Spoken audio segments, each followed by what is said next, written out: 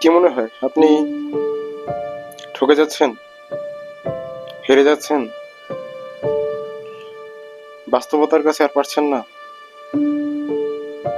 নিজের দুঃখ, কষ্ট, অনুশোচনা কারো কাছে শেয়ার করার মতো কোনো পথ খুঁজে পাচ্ছেন না? আসলে এই সমস্যায় আমরা প্রতিনিয়তই ভুগতে থাকি। প্রতিনিয়তই এই ধরনের সমস্যা,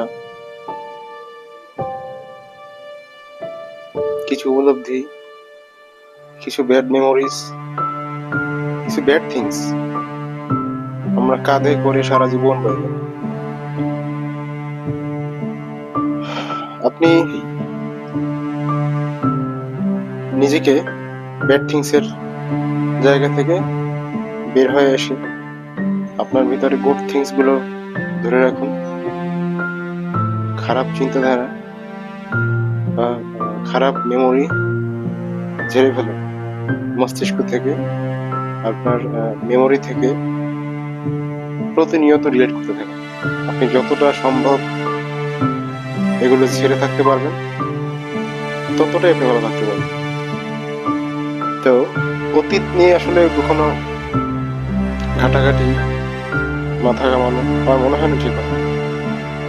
অতীতকে যত ভুলে থাকা যায়, অতীতের খারাপ কাজগুলোকে ভুলে ভালো কাজগুলোকে নিয়ে যত আঁকড়ে থাকা যায়, জীবনে তত ভালো, তত সুখী,